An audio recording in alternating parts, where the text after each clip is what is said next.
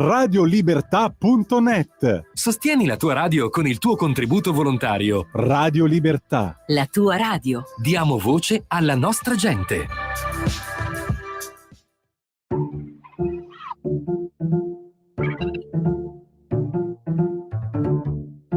Va ora in onda Oltre la pagina.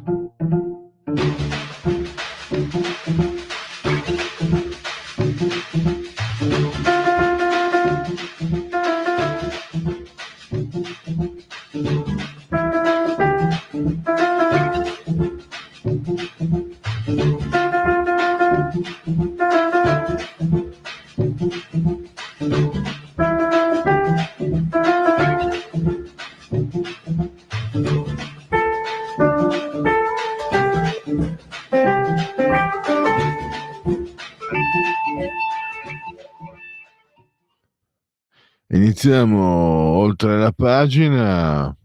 Tra poco dovremo metterci in collegamento con il primo ospite per parlare di El Loco, Xavier Milei, che però, altro che loco, sta facendo le cose come si deve a quanto pare. Allora, ancora non riusciamo a metterci in collegamento, io intanto vado avanti, vi leggo qualche vostro WhatsApp. Abbiamo Luca da Brescia con la K però che mi chiede One Step Beyond dei Madness, la canzone più famosa ma non la più bella dei Madness. Ogni tuo desiderio è un ordine, soprattutto poi se mi chiedi One Step Beyond, perché sicuramente è uno dei brani amatissimi da noi boomers. Perché è il genetriaco di Graham McPherson e questo mi era sfuggito. Poi abbiamo Marco da Cassano, certo che la Lega è sempre in balia delle percentuali di voto, sempre la testa d'ariete a portare avanti le leggi. Chiaramente la nuova norma del codice della strada fa storcere il naso anche ai leghisti, magari che un gozzo se lo fanno. Sì, tenete presente comunque che non si è abbassata la soglia, quindi del 0,5 mi sembra di tasso alcolemico ogni litro di alcol ogni litro di sangue. Comunque andiamo avanti. L'assalto, sì, comunque chiaramente non era una nota critica, questa osservava Marco, che appunto è sempre la Lega quella che, come dire, deve togliere le castagne dal fuoco quando è in coalizione. Questa è una sua osservazione, non priva, mi sembra, di qualche fondamento. L'assalto ai centri bracci di Bologna da parte dei soliti intolleranti è un'emulazione di quello che facevano i nazisti nel 1938 e dintorni.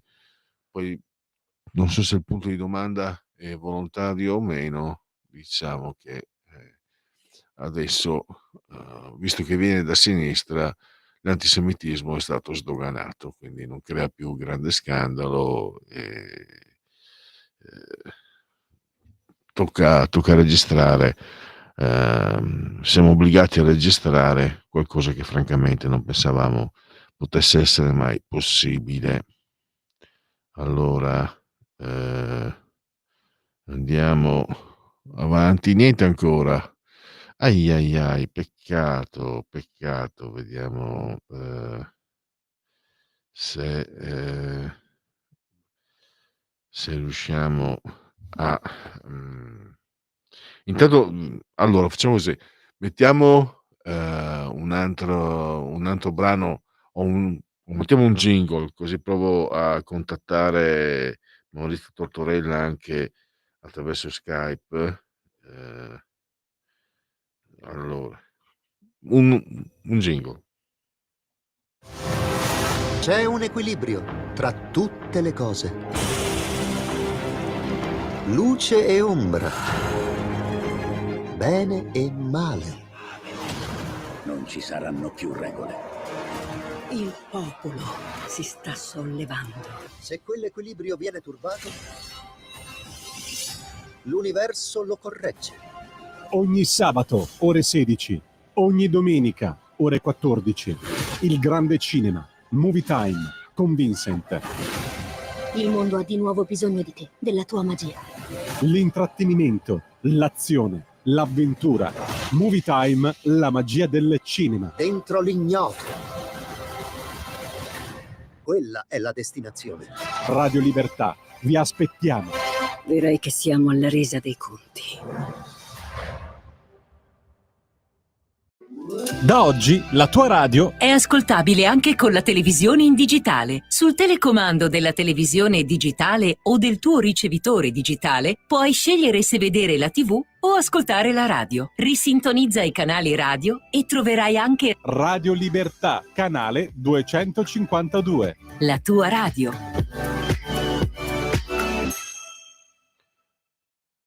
Allora, eccoci in diretta, sempre abbiamo delle difficoltà, l'inconveniente della diretta,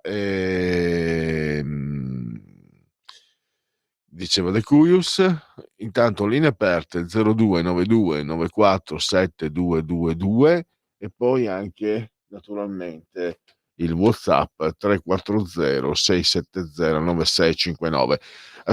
Siamo in attesa di acciuffare Maurizio Tortorella perché sul numero di Panorama uscito mercoledì, che troverete in edicola fino a mercoledì prossimo, cioè dopodomani, c'è questo articolo che ricostruisce i risultati che Xavier Milei sta ottenendo, e il loco sta ottenendo contro ogni previsione in Argentina. Sta raggiungendo i propri obiettivi. Allora, prima di arrenderci, cioè prima di leggervi la sinossi e sperando appunto di avere Maurizio Tortorella in persona, facciamo una panoramica, linee sempre aperte come vi ho detto, e facciamo una panoramica sulle ultime notizie. L'addio a Oliviero Toscani. Benetton continua a sognare. Il celebre fotografo aveva 82 anni, aveva l'amiloidosi, una vita tra temi sociali e campagne shock fino allo stop per la malattia. Non ci sarà la camera ardente. Gli scatti di Oliviero Toscani che hanno fatto la storia. Uccisa la moglie e la figlia di lei per i giudici. A questa andiamo a vederla perché sono umanamente comprensibili. La Corte motiva la pena a 30 anni, non all'ergastolo. Le attenuanti sono equivalenti alle aggravanti. E polemica. Valente, bicamerale femminicidio, una sentenza da manuale del patriarcato. 30 anni, non l'ergastolo, chiesto alla procura in un caso di doppio femminicidio, anche in ragione della comprensibilità umana dei motivi che hanno spinto l'autore a commettere il fatto. Lo scrive la Corte di Modena, d'Assise di Modena, nel motivare perché considera le attenuanti generiche equivalenti alle aggravanti per Salvatore Montefusco, imputato di aver ucciso moglie e figli, la figlia di lei, il 13 giugno 2022. Arrivato incensurato a 70 anni, non avrebbe mai perpetrato delitti di così rilevante gravità se non spinto dalle nefaste dinamiche familiari che si erano da tempo innescate. Si legge nella sentenza visionata dall'ANSA. Montefusco assassinò a fucilate la moglie Gabriela Trandafir, 47 anni, e la figlia della donna Renata, 22enne, a Cavazzona di Castelfranco Emilia. La procura aveva chiesto l'ergastolo, ma i giudici, presidente estensore Esther Russo, quindi una donna, il 9 ottobre hanno riconosciuto le attenuanti generiche equivalenti rispetto alle aggravanti riconosciute, rapporto di coniugi e aver commesso il fatto davanti al figlio minore della coppia, escludendo premeditazione, motivi abietti e futili, l'aver agito con crudeltà e ritenendo assorbiti i maltrattamenti nell'omicidio. La sentenza spiega in oltre 200 pagine come il delitto sia avvenuto in un contesto di forte conflitto tra Montefusco e le due donne, con presentazione di denunce reciproche. Secondo i giudici il movimento non può essere ricondotto e ridotto a un mero contenuto economico sulla casa dove vivevano, ma è piuttosto da riferirsi alla condizione psicologica di profondo disagio, umiliazione o enorme frustrazione vissuta dall'imputato a cagione del clima di altissima conflittualità che si era venuto a creare nell'ambito del ménage coniugale e della concreta evenienza che lui stesso dovesse abbandonare l'abitazione familiare e con essa anche controllo e cura del figlio. Per i giudici è plausibile che, come riferito da Montefusco, quando Renata gli disse ancora una volta che avrebbe dovuto lasciare la casa, questo abbia determinato nel suo animo, come dallo stesso più volte sottolineato, quel blackout emozionale ed esistenziale che lo avrebbe condotto a correre, prendere l'arma a pochi metri di distanza e uccidere le due che mai e poi mai, secondo quanto affermato dai testimoni, aveva prima da allora minacciato di morte. Abbiamo Valeria Valente del PD. Non so perché l'ANSA va a sentire un esponente dell'opposizione che comunque subito presiede la commissione bicamerale del femminicidio, dice una sentenza da manuale del patriarcato. Poi di Verdi Sinistra, Zanella, Luana Zanella dice indignate per la sentenza di Modena. Sono 100 pagine, bisognerebbe magari leggerle tutte, non è impossibile. Sicuramente è una sentenza che è destinata, come sta già succedendo, a fare rumore. Marina Berlusconi contro Report, pattume mediatico giudiziario. Andiamo Corriere.it, pensione perché si va sempre più tardi, nel 2051 a 70 anni, le previsioni dell'Istat. C'è una logica della follia di Trump, cos'è la dottrina Donroy e quale conseguenza potrebbe avere? Il ritorno alla Casa Bianca di Trump, Rapini e la scrittrice Clark rispondono agli abbonati in diretta TV. Chi è Poilievre, il populista anti-Trudeau che si ispira a Trump? Ma dice mai il 51esimo Stato USA. È morto Oliviero Toscani, aveva 82 anni, i provocatori mai banali, gli scatti più celebri. E poi queste sono notizie che vi abbiamo già dato. Vediamo, Repubblica apre con Oliviero Toscani, Benetton continua a sognare, sarà cremato a Livorno. Svolta nella trattativa sulla tregua, atteso il sì di Muhammad Sinwar, accordo vicino. L'ultima arma di Hamas, il fratello di Sinwar, recluta e decide da remoto i negoziati. Modena, doppio femminicidio evita l'ergastolo perché è spinto da motivi umanamente comprensibili. Marina Berlusconi contro Report, pattume mediatico su mio padre, la replica, inchiesta rigorosa. Trump è la scossa che serve all'Europa. FS apre l'inchiesta interna e Salvini ora pensa di ridurre le corse. Andiamo, Corriere l'abbiamo già visto, vediamo cosa dice Dagospia. E ancora non abbiamo al nostro microfono Maurizio Tortorella. Killer o eroe? Mamma, mi sono innamorato di un killer. Le ragazze americane sono in solluchero per Luigi Mangione, il presunto killer del capo di United Healthcare, Brian Thompson. Il 41% degli under 35 crede che le motivazioni del giustiziere siano fondate. Viene ribattezzato il rivoluzionario della salute e la sua faccia finisce sulle magliette. È talmente popolare che formare una giuria imparziale che arrivi a un verdetto unanime di condanna potrebbe rivelarsi complicato e per questo potrebbe farla franca.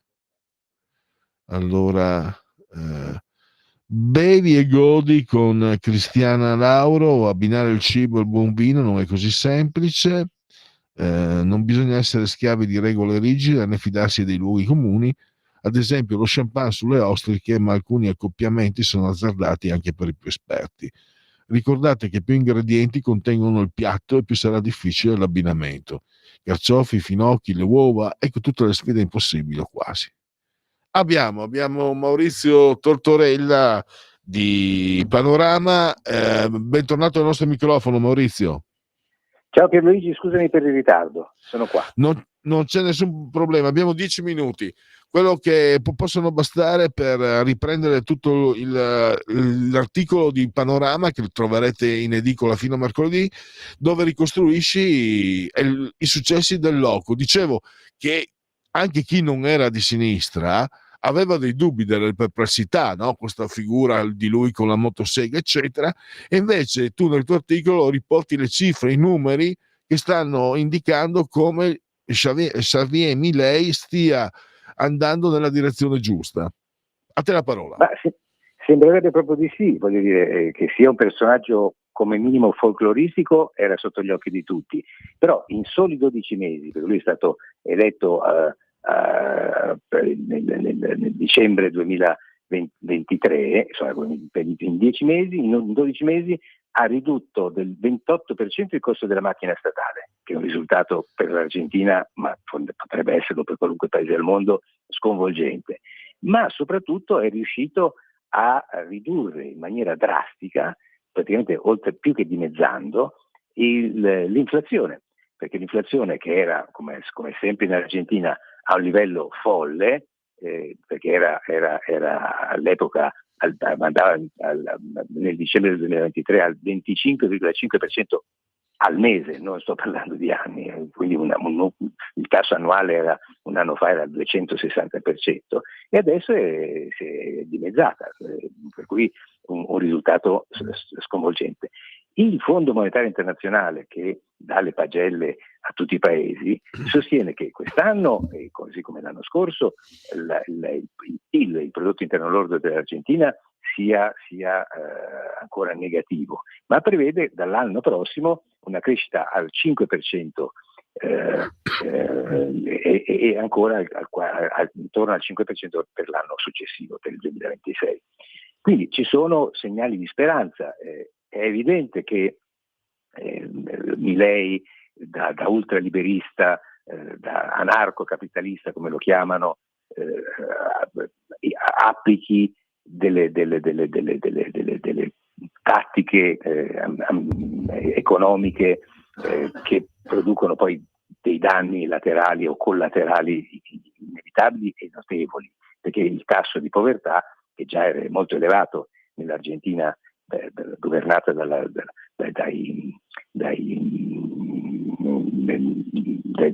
peronisti, diciamo così, dai neoperonisti negli anni precedenti, era molto elevato.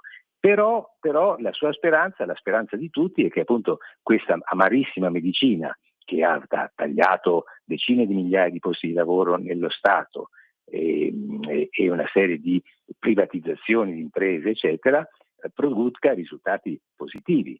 E se i valori, se le stime del Fondo Monetario Internazionale e della Banca Mondiale saranno si dimostreranno veri, oggettivamente c'è finalmente qualche speranza per l'Argentina. Insomma, la medicina è amara, come dicevo, ma si spera che curi il malato. Questa intervista a intravedere qualcosa che abbiamo visto in passato. Non vorrei fare paragoni troppo azzardati, Margaret Thatcher e Ronald Reagan, anche per loro affamare lo Stato, affamare la bestia era la regola principale. Anche loro furono accolti comunque da proteste, anche con loro inizialmente i ceti più deboli hanno dovuto soffrire, però anche loro avevano il consenso elettorale. Tu hai riportato i sondaggi 50-51%, quindi vuol dire che è ancora forte, vuol dire che qualcuno ha sofferto, speriamo sia sempre di meno, ma vuol dire che la maggioranza è convinta di quello che sta facendo Milei. E poi abbiamo visto comunque che Thatcher e Reagan, no, i boomers, io te siamo boomers, ma Maurizio, negli anni 70, adesso sembra una cosa incredibile dirlo, ma negli anni 70 l'Inghilterra stava peggio dell'Italia. Tu vedevi i filmati, le auto per strada, eccetera, ma anche i numeri, i dati dicevano questo. E invece poi con la Thatcher, ripeto, io sono uno che ha massima antipatia per la Thatcher, per quello che ha fatto con gli irredentisti irlandesi, per quello che ha fatto ai minatori scozzesi, per le leggi omofobe che ha fatto. Quindi io parlo se io dico che la Thatcher è stata una grandissima leader, dico una banalità, ma lo dice uno che non la può sopportare, non la può vedere, e quindi penso di essere abbastanza obiettivo. Cosa dici? E però è azzardato paragonare Milei a questi due giganti? Guarda, per un caso del destino, negli anni lì, proprio all'inizio degli anni '80, io fui spedito al Sole 24 Ore in Inghilterra a seguire lo sciopero dei minatori, quindi so bene di quello di cui parli. Quello sciopero, che ebbe oggettivamente una repressione piuttosto brutale, se non violenta, in realtà poi ebbe dei risultati, cioè non lo sciopero, la chiusura delle miniere inglesi, che producevano dei danni economici terribili per lo Stato, perché costavano troppo, producevano carbone, quindi tra l'altro andavano a aumentare l'inquinamento, quello che poi sarebbe divenuto un problema globale generale, e fece bene alla fine la Thatcher a chiudere le miniere e a privatizzare ma questo mi ricordo bene che di lì a pochi anni la Scozia scoppiò di soldi, divennero il PIL della Scozia salì in modo incredibile, mi ricordo. Esattamente, ma allo stesso modo ricordo, perché questa è una verità che viene spesso ignorata, se non cancellata, che sotto gli anni dell'amministrazione di Ronald Reagan negli Stati Uniti, la popolazione nera, quella che è considerata vittima delle amministrazioni repubblicane, ottenne il miglior aumento del reddito in tutta la storia degli Stati Uniti. Non ci è mai stato né prima né dopo, sotto nessun'altra amministrazione, un miglioramento della situazione economica della parte nera della popolazione. Quindi evidentemente il liberalismo, quando è applicato bene, ottiene dei risultati. Certo, poi alcuni suoi eccessi vanno inevitabilmente compensati, contenuti, bisogna trovare dei sistemi per evitare appunto che si scada negli eccessi opposti, ma lo statalismo non fa bene all'economia. Questo è un dato di fatto, dal mio punto di vista di liberale, incontrovertibile. E lo dimostra anche quello che sta accadendo ancora una volta in Brasile, perché nel pezzo c'è una corrispondenza da San Paolo del Brasile di Paolo Manzo, nel pezzo di Panorama che citavi prima, che ricorda che mentre l'Argentina Milei si sta rialzando il capo, il Brasile governato da Lula sta invece andando a picco, quindi con politiche diametralmente opposte, perché appunto l'inflazione lì aumenta e la sinistra filosocialista a potere crea in quel caso dei disastri inenarrabili, insomma. Ecco, Milei sembrerebbe avviato sulla strada giusta? Sembrerebbe di sì. La Banca Mondiale ha detto testualmente 2 mesi fa che non ci sono alternative ai progetti del governo argentino per raggiungere l'equilibrio fiscale. E a sorpresa perfino la sinistra accademica italiana ha mostrato interesse per la rivoluzione di Milei. Sono andato a vedere cosa sostiene la Voce.info, che è un serio, devo dire, sito di informazione economica, ma non è certo vicino o assimilabile alla parte politica di Milei, e hanno decretato che al netto dei costi sociali finora il piano economico di Milei funziona testualmente. Evidentemente qualche cosa di buono deve esserci. Certo, all'inizio non erano soltanto quelli di sinistra a essere perplessi di fronte a uno che andava in TV impugnando una motosega e dicendo che bisogna tagliare. Lei ha tagliato non soltanto la metà dei ministeri che ha intorno da presidente dell'Argentina, ma ha tagliato il bilancio statale, che era e continua a essere in parte la zavorra, la palla al piede dell'economia. È così ovunque, ma in Argentina lo era più che altrove. Difatti il peronismo, il post-peronismo ha quasi ininterrotto, no? È scritto con 20 anni, mi sembra, ha provocato. Stanno arrivando capitali, sta arrivando il turismo, tutto quello che finora ha spaventato è ha spaventato il mondo e quindi le economie che potevano in qualche maniera partecipare alla rivitalizzazione dell'economia argentina, sta guardando al paese con occhi diversi. È una speranza, mettiamola così. Certo, ancora molto c'è da fare, ma speriamo che ci riesca.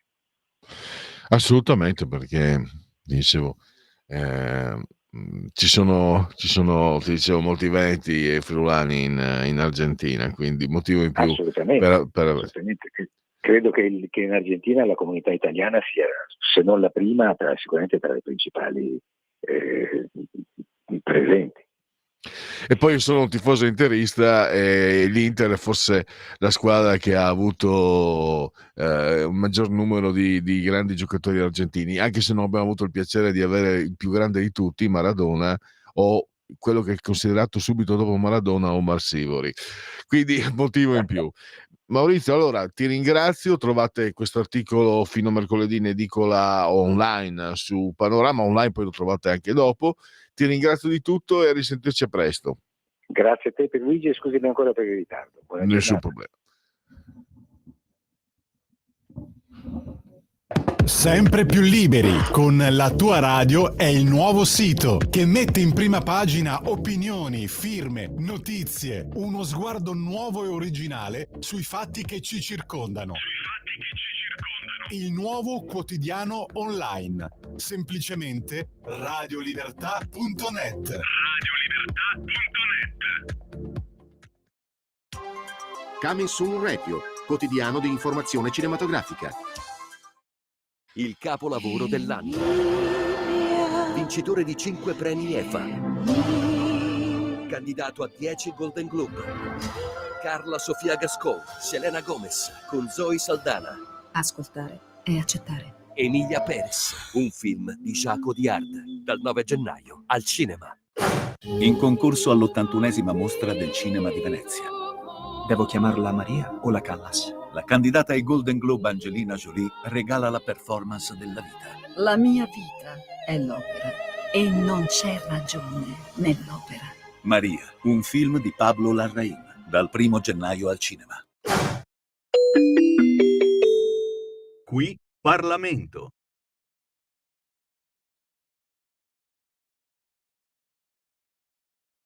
Beh, vedi, io ho ascoltato con attenzione gli interventi dei colleghi che mi hanno preceduto e mi lasci per il suo tramite cercare di dare qualche risposta, ma soprattutto un'operazione verità rispetto a un sacco di bugie che io ho dovuto ascoltare in questa ora di discussione generale. E innanzitutto partiamo da dei dati che non vengono dati da questo governo ma che vengono certificati da Istat.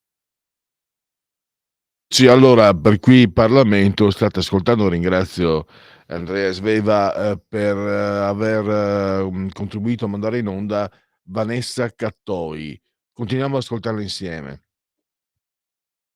Sì, è vero, lo confermiamo anche noi, è vero, l'ultimo trimestre registra un calo della crescita e questo dato lo confermiamo e lo diciamo anche noi, però sappiamo benissimo che l'Italia è inserita all'interno di un contesto sia europeo sia internazionale dove noi abbiamo da considerare anche gli effetti diretti e indiretti che questi incidono sulle politiche economiche di sviluppo del nostro paese. E vede, Presidente, dico questo perché?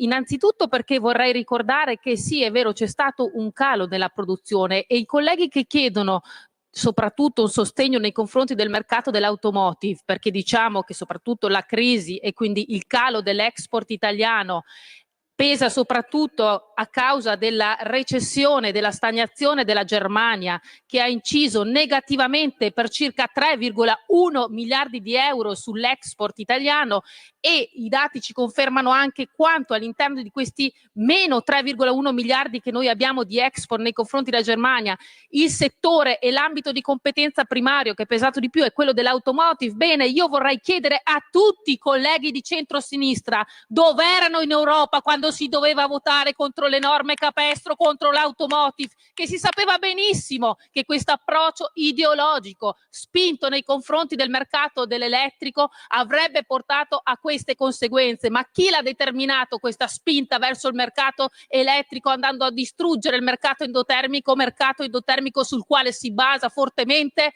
tutta l'industria europea, soprattutto quella italiana che lavora direttamente e indirettamente all'interno di questo ambito? Dove erano all'interno dei tavoli europei? La Lega c'era e si è sempre opposta a questo approccio ideologico, e si era anche opposta a andare contro le scelte che erano trainate soprattutto da un paese come la Germania, il cui settore automotive aveva già accertato e siglato contratti bilionari per l'approvvigionamento delle batterie. E poi non ci si venga a dire che le politiche europee sono dettate solo da un approccio green, no, da un'ideologia green dettata da un paese specifico, e queste sono le conseguenze che anche noi Italia subiamo sulla registrazione della riduzione della nostra crescita. Però vorrei portare anche un dato positivo, Presidente, perché vede, è la prima volta che accade a livello mondiale che l'Italia si stia gareggiando al pari del Giappone e della Corea del Sud per accaparrarsi il 4º posto a livello mondiale in termini di miglior export. Quindi tutti i colleghi che mi dicono che noi e questo governo non stiamo intervenendo per sostenere la produzione anche nell'ambito industriale dice il falso, perché altrimenti non avremmo la possibilità di raggiungere questi dati che non vengono certificati né dal governo di centrodestra né da noi parlamentari del gruppo della Lega, ma che vengono certificati da enti preposti. E da questo vorrei partire per entrare nel merito delle misure che sono state inserite. 4 i temi che io andrò a toccare, perché per sostenere il lavoro noi dobbiamo sostenere le imprese, e l'ha già detto anche la collega Giorgiani quando mi ha preceduto nell'intervento: imprese, lavoratori, famiglie, sostegno alla natalità, e poi mi lascerà finire e concludere con un passaggio sul tema della sanità per fare chiarezza anche su questo. Allora, partendo dal termine del sostegno alle imprese, come ho già detto, noi ci inseriamo in un contesto europeo dove il governo prende atto che nell'ultimo trimestre siamo in difficoltà. Infatti all'interno della manovra inseriamo l'IRES premiale. Che cos'è l'IRES premiale? Battiamo l'aliquota IRES di 4 punti percentuali in favore di quelle aziende che decidono di reinvestire l'80% del loro utile all'interno degli investimenti nei nuovi macchinari in favore delle aziende, piuttosto che nell'assunzione di contratti a tempo indeterminato, piuttosto che il sostegno delle politiche welfare o dei corsi o della formazione dei propri dipendenti. Siamo intervenuti anche con il finanziamento di 900 milioni di euro fino al 2029 della nuova Sabatini, per cercare di facilitare l'accesso al credito soprattutto delle micro e piccole imprese. Abbiamo rivisto l'industria 5.0, una norma che ci viene imposta anche qua da Bruxelles e che di fatto non ha accolto le esigenze delle aziende. Infatti noi l'abbiamo rimodulata, l'abbiamo modificata perché possa essere maggiormente attrattiva soprattutto per le piccole aziende, andando a togliere tanta burocrazia che era inserita e era imposta anche qua dall'Europa, cercando di semplificare, perché sarà dato praticamente per conseguito, senza dover fare dei calcoli astrusi come in precedenza, il risparmio energetico, che quindi permetterà di accedere anche a questa forma di finanziamento. Abbiamo implementato il fondo di garanzia delle PMI, soprattutto cercandolo di estendere anche alle aziende che hanno meno di 250 dipendenti. Siamo intervenuti in favore degli artigiani e dei commercianti con 2 interventi puntuali e mirati. Il primo, quello di velocizzare i pagamenti elettronici. Il secondo, molto importante, è quello della riduzione del 50% dei contributi dovuti per chi decide di iscriversi per la prima volta nel 2025 nella gestione degli artigiani e dei commercianti, optando così per la riduzione del 50% per i primi 36 mesi. Anche questo è un aiuto concreto che andrà a favore di circa 19.000 artigiani e di circa 25.000 commercianti. Per quanto riguarda poi i dati che vengono certificati da Istat, a me, vede Presidente, spiace veramente smentire i colleghi che dicono che i dati soprattutto sull'occupazione non sono dei dati veri, perché allora smentiscono la certificazione Istat, ultima quella del 2 dicembre, che ci attesta cosa? Ci attesta che l'Italia, a livello soprattutto di disoccupazione, siamo a dei livelli bassissimi, perché non è vero che siamo sopra il livello alla media europea, è la prima volta che l'Italia è al di sotto della media europea, perché se la disoccupazione media in Europa ad oggi si attesta al 5,9%, l'Italia è il 5,8% certificato da Istat. È la prima volta, quindi tripleta di risultati positivi certificati. Secondo risultato, è la prima volta che abbiamo aumentato il tasso di occupazione, siamo arrivati al 62,5%, si può fare di più, ma certo che si può fare di più, però intanto è già un primo importante risultato. I giovani non sono neanche stati citati, anche lì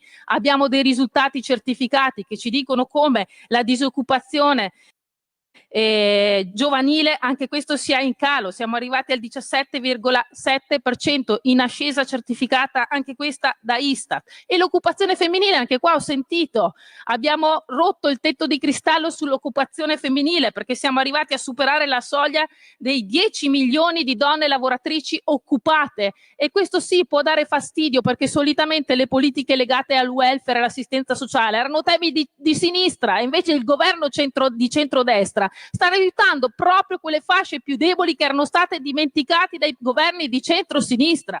E spiace dirlo, perché anche Maurizio Landini aveva sempre detto che qualora si fosse resa strutturale e quindi in favore dei lavoratori il taglio del cuneo e soprattutto anche l'accorpamento delle aliquote IRPEF e la riduzione che qui della pressione sull'IRPEF, avrebbe dato un plauso alla maggioranza. C'era stato detto che noi facevamo politiche a spot, perché nelle precedenti manovre non era stato reso strutturale. In questa manovra noi lo rendiamo strutturale. Abbiamo impegnati 18 miliardi di euro, quindi molto più della metà della manovra, solo per rendere strutturale il taglio del cuneo fiscale, che andrà a favorire soprattutto le fasce di reddito medio-basso, e anche l'accorpamento delle 3 aliquote IRPEF e soprattutto della riduzione di quella più bassa ci permette anche qua di dare un ulteriore sostegno strutturato e strutturale alle fasce di reddito medio-basse. E chi dice il contrario mente, soprattutto perché siamo riusciti anche ad inserire in modo strutturale dei provvedimenti importanti a sostegno della famiglia e della natalità,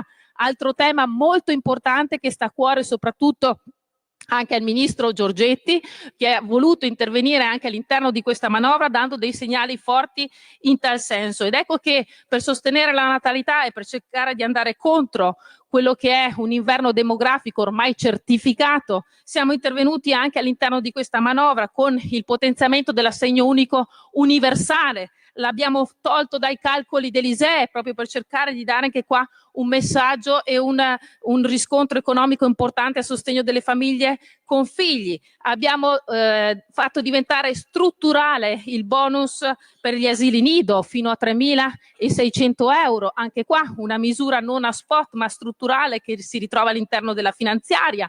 Abbiamo inserito per il 2025 un assegno una tantum per i nuovi nati.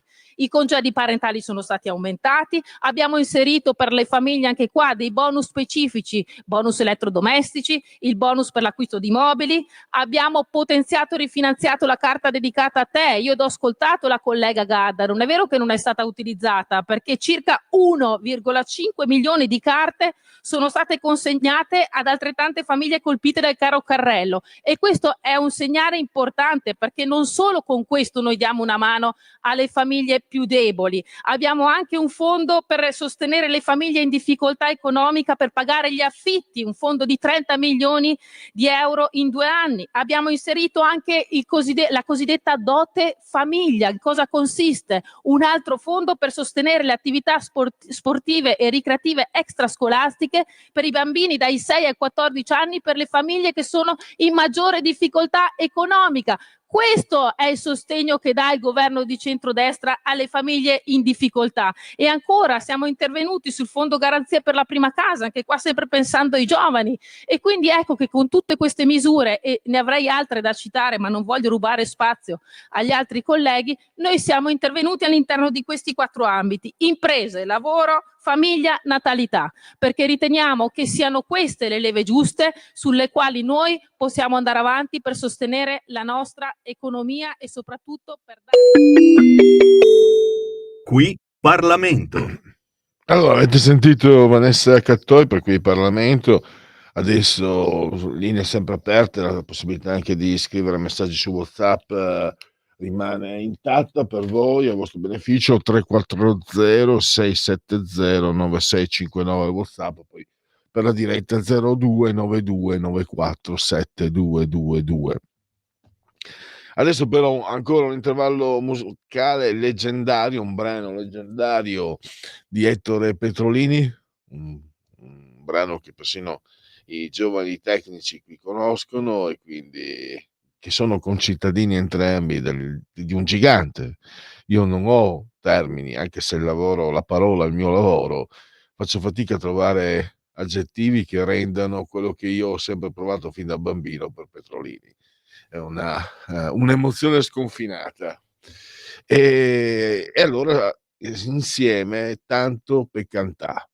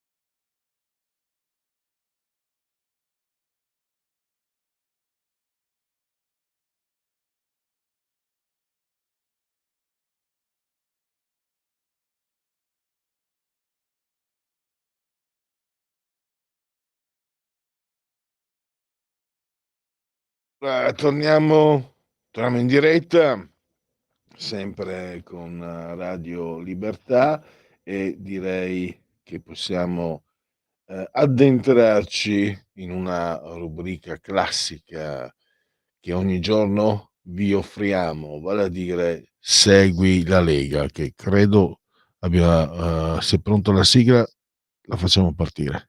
Segui la Lega. Segui la Lega è una trasmissione realizzata in convenzione con La Lega per Salvini Premier. Segui la Lega prima che la Lega segua te alla Marciana, o prima che la Lega seguisca te alla Pellegrina, e anche ammesso dalla sintassi. Sono sul sito legaonline.it, scritto legaonline.it.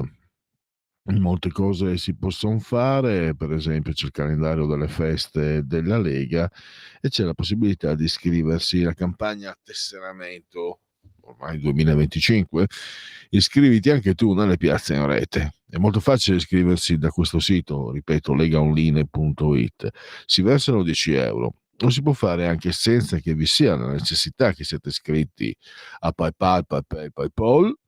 Poi il codice fiscale e gli altri dati richiesti, e quindi vi verrà recapitata la magione per via postale, ma se di mezzo ci sono le poste italiane, io raccomando ampi, profondi, calorosi gesti apotropaici a tutte le femminucce, a tutti i maschietti e a tutti i sessi previsti, anche quelli non previsti, perché io sono molto inclusivo. La tessera Lega Salvini Premier.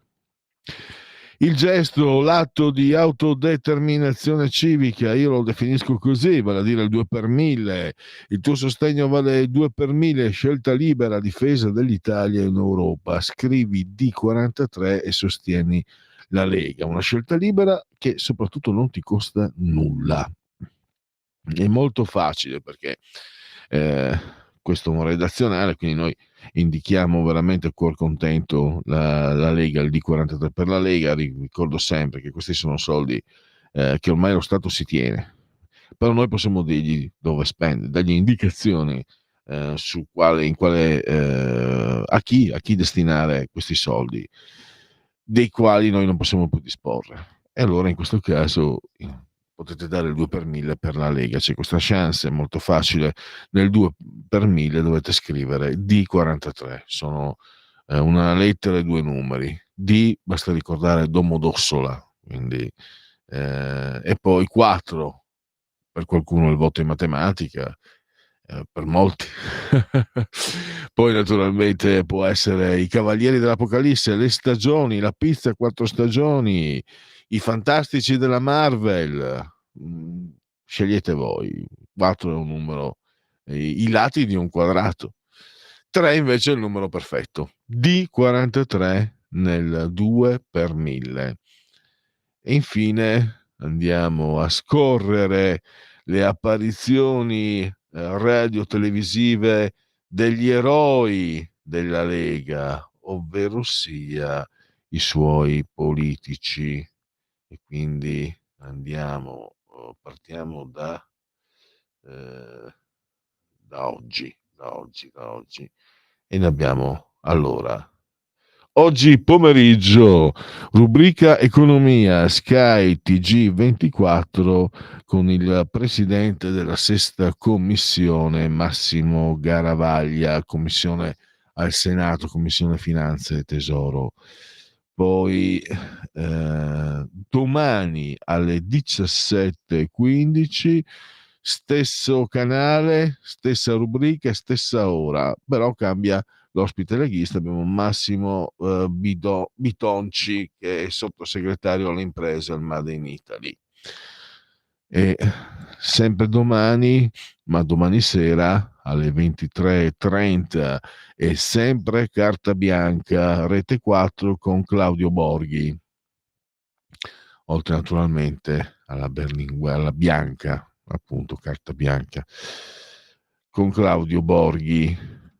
Mercoledì invece, dopodomani, in un'ora che per chi vi parla è antelucana, quasi il cuore della notte, alle 9:30, con il presidente dei parlamentari leghisti a Montecitorio, Riccardo Molinari. La rubrica è Start, la TV è Sky TG24. La rubrica è Start all'interno di Sky TG24.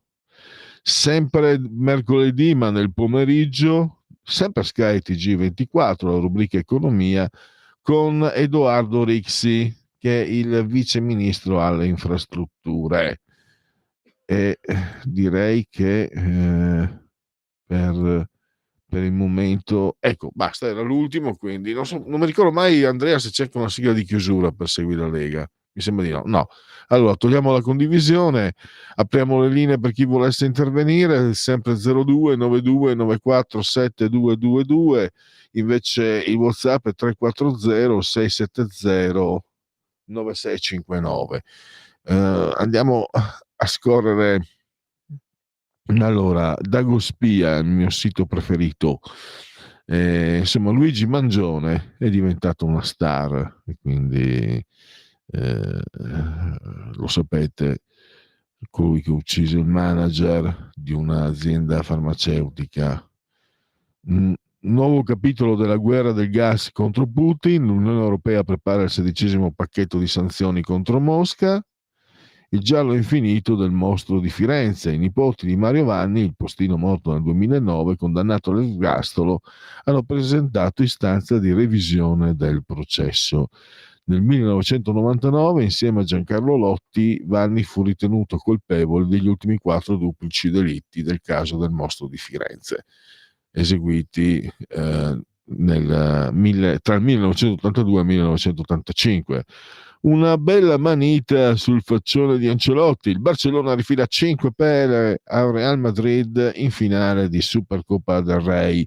I Blancos vanno in vantaggio grazie a una rete di Mbappé, che poi esce per infortunio, bellissima la rete di Mbappé. Mamma che bel gol. Ma poi si fanno rimontare grazie al baby fenomeno Lamine Yamal, che ha fatto delle cose incredibili, e al solito Lewandowski, 26 reti in 27 partite quest'anno. In gol anche Rafinha e Balde. Si tratta del 100° titolo della storia per i Blaugrana e il secondo classico vinto dai catalani in stagione dopo il 4-0 del Bernabeu in Liga a fine ottobre. Ancelotti ha perso il magic touch.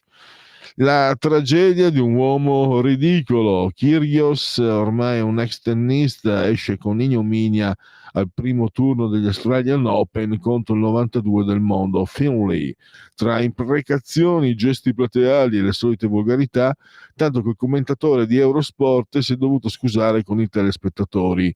Si vede che Kyrgios sta iniziando di nuovo. L'australiano ha capito che ormai l'unico modo che ha per fare notizie è attaccare Yannick sul caso doping. Contento lui. Un atomo ancora. Il programma nucleare iraniano avanza spedito. Il regime di Teheran sarebbe a poche settimane dall'ottenimento di uranio arricchito a livello militare e potrebbe dotarsi di un'arma nucleare entro un anno. Allora, se siamo, visto che da qua non riesco a vedere, se siamo in condivisione togliamola, perché volevo andare, mi sono ricordato che avevo un paio di sondaggetti da sottoporre. Per chiudere, me ne erano rimasti un paio, quindi andiamo a reperirli, a recuperarli velocemente, però Pellegrini se ci metti 3 ore. Euromedia Research, committente Bruno Vespa, la terza Camera, Rai, porta a porta.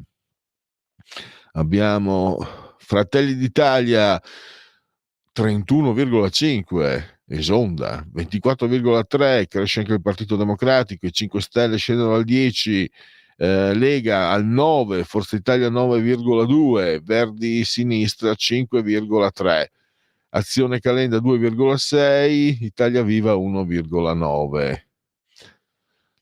Il ruolo di Meloni nel caso Cecilia Sala, allora, quanto è stato determinante? Allora, positivi 59,3, negativi 23,6. Quali sono i principali meriti per questa liberazione? L'intelligence dei diplomatici 32,5, di Giorgia Meloni 19,3, di tutto il governo 10,1, di Donald Trump 9, di Antonio Tajani 5,1, del capo dei servizi segreti per l'estero Gianni Caravelli 4,9, non sa 19,1. Utilizzando un tipo di voto scolastico da 1 a 10, i voti nella gestione degli affari di politica estera da parte di Giorgia Meloni 7,5. Il governo per la liberazione della secondo lei è stato giusto, ma non sappiamo a che prezzo, 48,6. Poi vabbè, qua continuano a lungo, vediamo un po' se c'è andiamo oltre il caso di Cecilia Sala. Donald Trump ha definito Giorgia Meloni la leader più potente e influente d'Europa, condivide il 37, no 46, non sa 16. E poi Elon Musk, sono ingerenze quelle di Elon Musk, sì, 60,6, no 22, non sa 17. Poi tra le seguenti riforme, quale lei ritiene la più importante? Il fisco 37,5, la giustizia 30,1, la riforma dell'autonomia differenziata 6,9, riforma del premierato 5,4.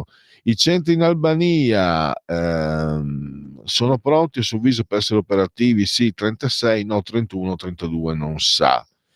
Per risolvere il tema della sovrappopolazione carceraria bisogna costruire nuove carceri 71,8, amnistia 13, non sa 15. È favorevole alla separazione delle carriere dei magistrati, favorevole il 51,8, il contrario 18,5, non risponde 29,7. Sono favorevoli il 51,8, poi quando si va a votare siamo sempre in pochi in realtà, non siamo mai 51,8. Chiudiamo tra 4 minuti con Matteo Fais e cosa si può salvare del pensiero di sinistra. Stai ascoltando Radio Libertà, la tua voce libera, senza filtri né censure, la tua radio.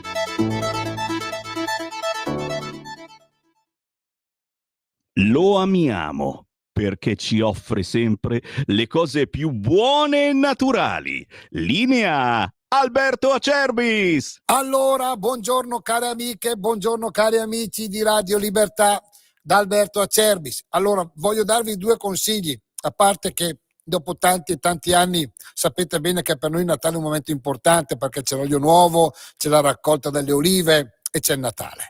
Quindi sapete che noi facciamo delle confezioni natalizie straordinarie, uniche, che non si trovano nei negozi, nelle botteghe. Cioè non è quella confezione che tu paghi a Natale 40 euro, a Santo Stefano te la regalano se compri le mutandine, no. Noi facciamo delle confezioni uniche con il nostro olio, i nostri prodotti genuini, straordinari, a un prezzo, abbiamo fatto un sacco di confezioni per accontentare tutti, però sono a numero chiuso. Se volete informazioni chiamate 030 68 40 408 oppure potete visitare il sito olioacerbis.com e ordinare anche da lì. Confezioni natalizie Acerbis, qualità, genuinità e amore per la terra. Chiamate o visitate il sito olioacerbis.com.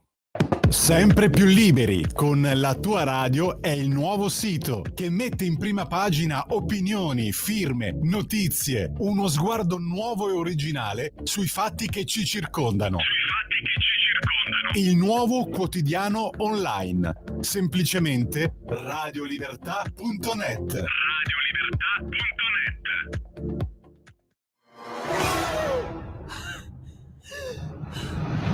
Pensa a respirare. Ora abbandonati. Che cosa vedi? Luce, oscurità, l'equilibrio. È tanto più grande. È stato un risveglio. Hai sentito? Conosco una sola verità.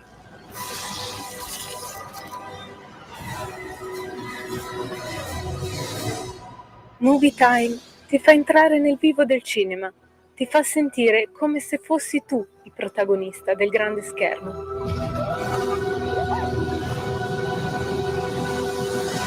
Ogni sabato dalle ore 16.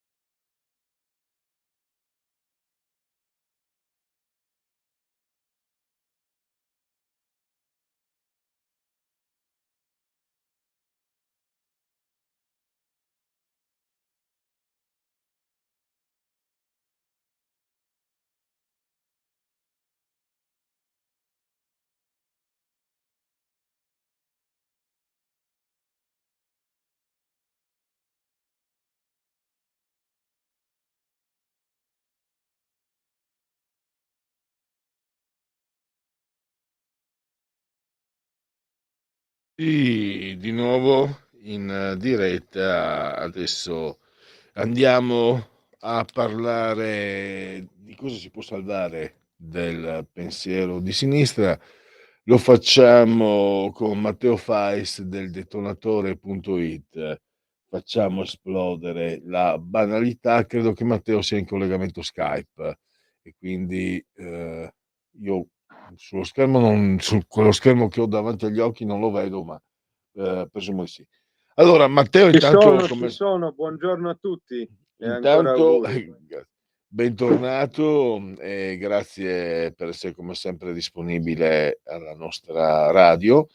Tra l'altro, Sophie Tucker, cantante di origine ucraina, non è del tutto casuale, non dico che sia una coincidenza, una sincronicità junghiana, ma non è casuale perché noi abbiamo fatto sentire all'inizio di trasmissione Song of This Day, che è un brano più volte più volte citato in un capolavoro, nel capolavoro di Sartre, che è La nausea. E perché Sartre è un esponente del pensiero di sinistra, che però tu, insomma, non toccate Sartre a Matteo Fais, ma non solo lui. Quindi hai fatto un viaggio, diciamo, visto che noi siamo in libertà, varrebbe da dire un viaggio dell'orrore. In realtà non è così. Sartre io lo adoro, quindi cioè, è anche come scrittore la sua raccolta Il muro è incredibile, quindi è un grande, è un gigante. Poi che se militasse nella squadra sbagliata, pazienza, insomma. A me da ragazzo piaceva tantissimo Bettega, peccato che giocasse nella squadra sbagliata. Allora, non voglio scherzare oltre, ti do la parola per tra l'altro segnalo sempre che gli articoli li potete leggere sul detonatore.it, ma adesso abbiamo la fortuna di avere l'autore in viva voce, anzi in Skype, a parlarci di questa panoramica su alcuni autori di sinistra che però hanno lasciato un pensiero che può essere ancora da valido riferimento per tutti. Prego. Sì, lasciatemi segnalare che questo articolo è nato da questo lo dico semplicemente così, a titolo informativo, a carattere di cronaca, è nato da una discussione che ho avuto con un mio amico poeta, Riccardo Infante, che vi consiglio caldissimamente di leggere. La notte della vigilia l'ho chiamato per fargli gli auguri e si parlava appunto degli sviluppi del pensiero di sinistra dopo Marx, e da lì è nata l'idea di questo articolo. E vi volevo solo segnalare questo aspetto a livello di cronaca, giusto per saperlo. Leggete Riccardo Infante, è molto bravo. E gli sviluppi del pensiero di sinistra. Naturalmente a destra c'è una certa refrattarietà rispetto a questo pensiero, che lo si considera irrimediabilmente compromesso con tutto quello che a livello storico abbiamo visto nel Novecento, quindi tutte le varie dittature, i totalitarismi che ancora sono presenti nel mondo. Pensiamo alla Cina, alla Corea del Nord. Quindi certamente il marxismo, per così dire, nella sua realizzazione pratica è totalmente negativo, totalmente da bocciare, da respingere, e su questo neanche ci discutiamo. Anche Marx è un pensatore che, come riconosce lo stesso Sartre, è decisamente piuttosto rozzo, ha un'idea della dialettica storica molto semplicista, in cui c'è sempre un conflitto che fondamentalmente ripropone la logica dei manichei, cioè come nel caso dei manichei era il conflitto fra bene e male, qui è sempre un conflitto di classe a determinare i moti della storia, quindi patrizi contro plebei, proletari contro borghesi.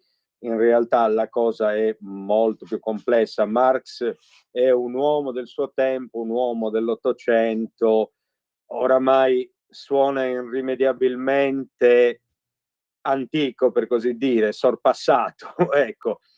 Quindi non è certamente lui quello che oggi come oggi bisognerebbe riscoprire, ma più che altro, ecco, gli sviluppi del marxismo, o quello che in una certa misura viene definito il marxismo culturale, che non è tutto da buttare, non sono tutti deliri woke, non è il Gilles Deleuze ripreso nelle università americane da qualche femminista incarognita, c'è qualcosa di più.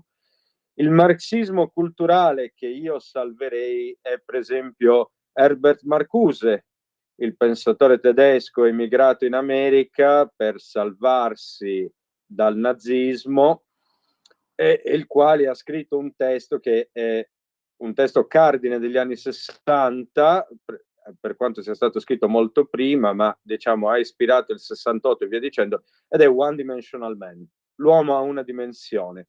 Chi è l'uomo a una dimensione e qual è la sua antitesi? L'uomo a una dimensione è ovviamente l'uomo che ritiene hegelianamente che tutto ciò che è reale sia anche razionale, e che quindi ci sia da accettare supinamente il mondo intorno a noi.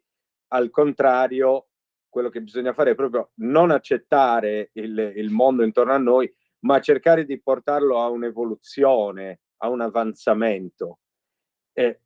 Lui critica questo genere di individuo qui, che è quello che si conforma al consumismo, che allora, diciamo così, sta esplodendo. Siamo negli anni del boom, d'accordo? Lui combatte questo, lo combatte, la sua idea è di opporre allo status quo imperante un grande rifiuto o un ritorno del represso, cioè di tutte quelle figure marginalizzate dall'universo capitalista che a questo si ribellano e oppongono appunto la propria resistenza. Marcuse è sicuramente fra i tanti un autore da non dimenticare, da riprendere sempre in mano, da segnalare anche la sua meditazione in merito alla sessualità in un universo patriarcale, borghese, sicuramente una sessualità repressa in cui tutta una serie di forze positive vengono tenute a bada e manipolate per spingerle nell'alveo della violenza e della produzione.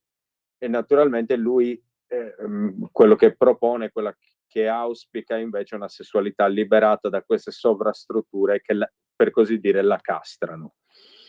Ci sarebbe poi il concetto di Deleuze di decostruzione che io invece su cui io ho ampiamente sorvolato nell'articolo, perché a fronte di essere circondato da un'aurea quasi magica e metafisica, è un concetto abbastanza diffuso nella filosofia. Direi che tutta la filosofia è una decostruzione, cioè è un cercare di smontare la realtà intorno a sé, di vedere che cosa vi si nasconde dietro. Quindi al di là, dicevo, dell'alone che la circonda, non c'è niente di così fondamentale, ma è dalla Francia, più che appunto dalla Germania, di Marcuse, che ci arrivano, a mio avviso, i contributi più significativi del marxismo culturale.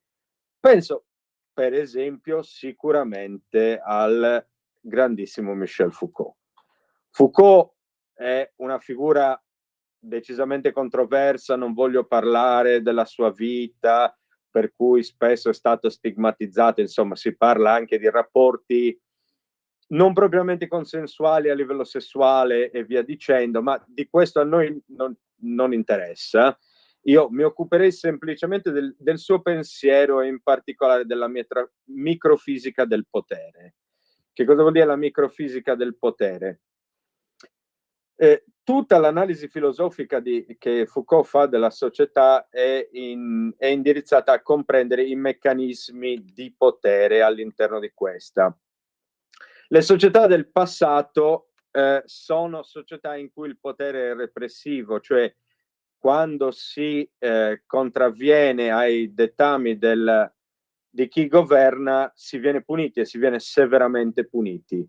Il potere invece nei suoi ultimi sviluppi ottocenteschi, ma prevalentemente novecenteschi, è un potere normalizzante, d'accordo? Cioè tende a non voler punire, ma a farti adeguare alle sue logiche. Per intenderci, con un esempio che è massimamente esplicativo, quando tu vai al market non devi evitare di rubare perché altrimenti verrai colto in flagrante e magari appunto punito, incarcerato. No, tu non devi rubare perché devi sapere che rubare è sbagliato.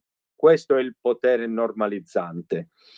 Ma la riflessione di Foucault sul potere va anche oltre. Per esempio, lui si rende conto, e questo è secondo me uno dei più grandi avanzamenti rispetto alla visione marxista, che il potere non è mai, appunto, come lo concepisce Karl Marx, unicamente verticale, cioè una classe dominante che impone la propria forza su una classe subalterna. Non è mai solo verticale, ma il potere è sempre anche orizzontale, ed è grazie al potere orizzontale che il potere verticale si impone.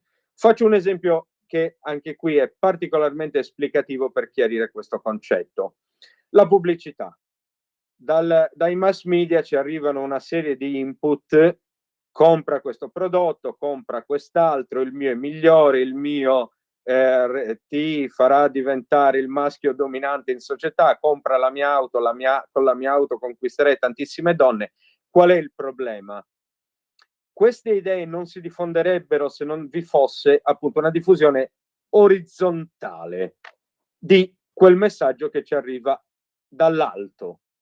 Quindi alla festa delle superiori, alla festa delle medie, se tu non hai quella particolare maglietta Ralph Lauren, faccio per fare pubblicità occulta, o le scarpe Nike, tu sei out, sei fuori, nessuno vuole fare amicizia con te, nessuna ragazza ti calcola. Questo è un esempio di come il potere il potere verticale abbia sempre una sua controparte orizzontale per diffondersi. Naturalmente poi filosofi conservatori come Roger Scruton direbbero: ma anche il discorso di Foucault è semplicistico come quello marxista, perché tutto si riduce a una logica di potere. Non si è mai al cospetto dell'uomo, si è sempre al cospetto di un qualcosa di più alto. Io non credo minimamente che questa riflessione di Scruton sia applicabile a quella Foucaultiana. Al contrario, Foucault ha il grande merito, pur essendo un determinista, di non parlare solo di poteri astratti, ma di poteri concreti che noi incontriamo nella vita di tutti i giorni, come il potere che esercita chiunque tra di noi. Chiunque tra di noi esercita un potere, perché ogni relazione è una relazione di potere. Quindi è vero che c'è quello che piove dall'alto, ma è anche vero che c'è quello che noi orizzontalmente esercitiamo sul nostro prossimo, su chiunque ci stia al nostro fianco. E ancora, ecco, se volessimo riflettere sul potere orizzontale, è altresì vero che l'operaio che è alienato e sfruttato in fabbrica nella concezione marxista torna a casa ubriaco, picchia la moglie, esercita quindi un potere sulla moglie a sua volta. Quindi proprio lui, che è nella condizione di sfruttato, di soggiogato in fabbrica, diventa colui che soggioga all'interno delle mura domestiche. Questa è un'altra riflessione molto interessante, per esempio, che Foucault fa e va oltre la mera dimensione marxista così manichea di cui parlavo prima. E qui arriviamo a un altro pensatore che è sempre molto interessante e che vi consiglio caldissimamente di leggere, Guy Debord, che è quello che parla della società dello spettacolo. Bene, Marx parlava dell'alienazione, giustamente, l'alienazione nel mondo del lavoro, e Guy Debord si chiede: ma siamo sicuri che sia ancora quella l'alienazione più preoccupante con cui ci troviamo ad avere a che fare? Beh, non propriamente, perché la nostra esistenza ci appare così falsa, per esempio oggi come oggi. Lui lo scrive negli anni 60, quindi sta anticipando i tempi che verranno. Riflettete anche sempre su questo punto. Ma oggi più che mai noi possiamo dirlo, perché l'esistenza che viviamo ci appare così, ci appare come una farsa, ci appare alienante, appunto. Perché? Perché viviamo all'interno di una logica dello spettacolo perenne. Perché nel momento in cui ti mettono davanti, tua madre ti mette il piatto a tavola, o tua moglie, o vai al ristorante e il cameriere ti porta il tuo sushi, perché la tua esistenza si fa alienante? Perché la prima cosa a cui pensi non è a gustartelo con un particolare tipo di bevanda alcolica o meno che sia, ma perché la prima cosa che ti viene da fare è tirare fuori lo smartphone e fotografarlo per postare la foto sui social media e ottenere il like di un'altra persona che a sua volta, mentre sta mangiando, guarda cosa stanno mangiando gli altri e ti mette like. Quindi tu ti distanzi sempre di più da ciò che stai vivendo, dall'esperienza, per così dire, più immediata, per renderla spettacolo e per assistere allo spettacolo dell'esistenza altrui. Questo è l'aspetto fondamentale della società dello spettacolo, la spettacolarizzazione perenne di ogni aspetto della nostra vita. Quindi quella non è più la tua vacanza, è la vacanza che devi condividere con gli altri, li devi fare partecipi. Tutte le persone più o meno famose, e quando dico più o meno famose dico dalla rock star all'individuo che abbia un discreto numero di follower, non si sente in diritto di vivere nella privacy il proprio periodo di riposo, ma deve rendere partecipi tutti coloro che in qualche modo quotidianamente di solito condividono i suoi pensieri o qualunque sua riflessione.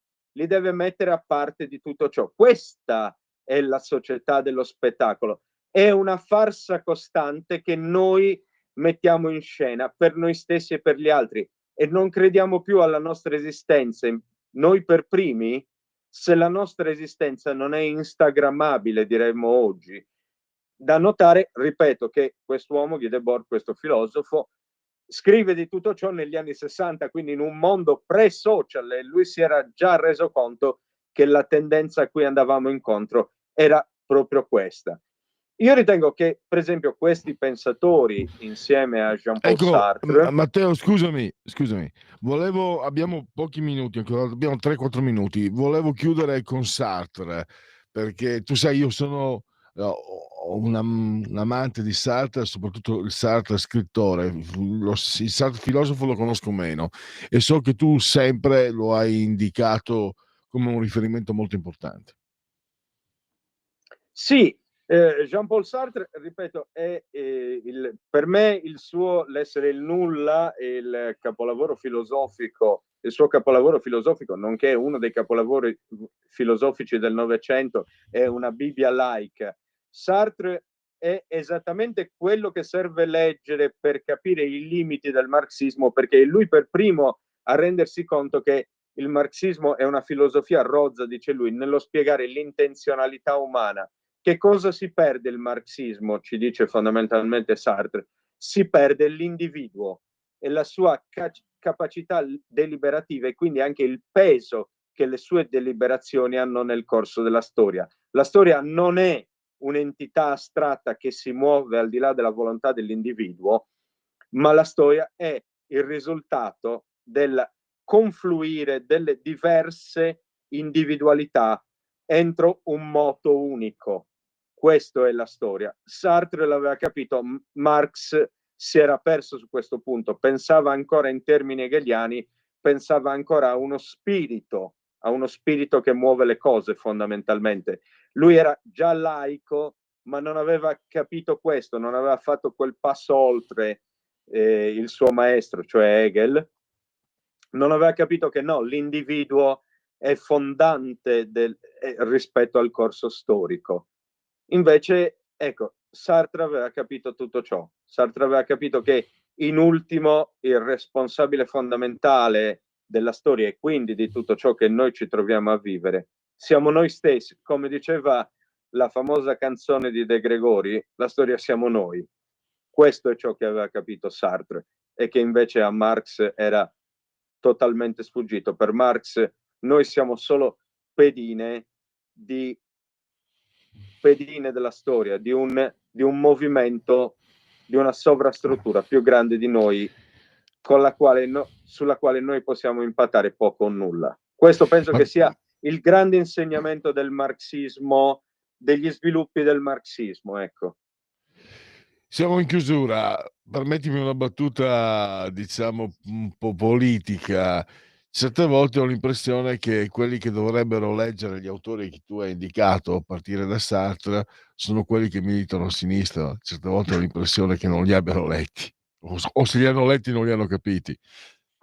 Lo sai che io porto avanti una battaglia contro i mulini a vento, cioè aiutare la destra e tutti i suoi votanti a fare quel passo oltre per cui bisogna essere talmente, talmente accorti, talmente intelligenti da comprendere che il proprio avversario non va mai respinto in toto, perché c'è sempre una pericolosa e a tratti anche inquietante comunanza con il proprio avversario. Come diceva un mio professore all'università, non c'è nessuno più stalinista di Berlusconi e nessuno più berlusconiano di Veltroni. Riflettete sempre su questo punto e cercate di prendere dai vostri avversari ciò che di meglio hanno da offrirvi, perché hanno sempre qualcosa di buono da offrire, anche i peggiori. E chiudo ricordando due cose terrificanti. Benito Mussolini era un socialista massimalista, e peggio ancora era un giornalista. Allora, grazie davvero Matteo Fais, il detonatore.it, grazie e risentirci a presto. Grazie a tutti voi e ancora buon anno a tutti, a presto. 14:58, andiamo a salutare. Allora, abbiamo dalla parte delle forze dell'ordine, Lega Giovani Milano, oggi è alle 17:30 davanti a Palazzo Marino. Grazie a questo ascoltatore. 17:30 Palazzo Marino, Lega Giovani, dalla parte delle forze dell'ordine, che a quanto pare sono state prese di mira dagli estremisti di sinistra, con la scusa del ragazzo ucciso. Andiamo, questo almeno lo possiamo così, insomma, in sintesi veloce.